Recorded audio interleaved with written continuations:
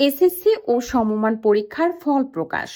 ১১টি শিক্ষা বোর্ডে গড় পাশের হার ৬২.২৫%।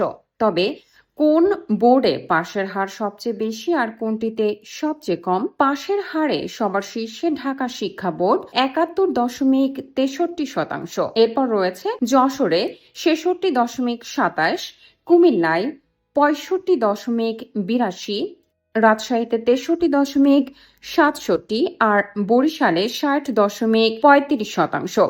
অন্যদিকে চট্টগ্রামে ৫৯.৪৮, সিলেটে ৫৮.৩৩, কারিগরিতে ৫৮.২০, দিনাজপুরে ৫৮.০৫ আর ময়মনসিংহে ৫৭.৩৯%।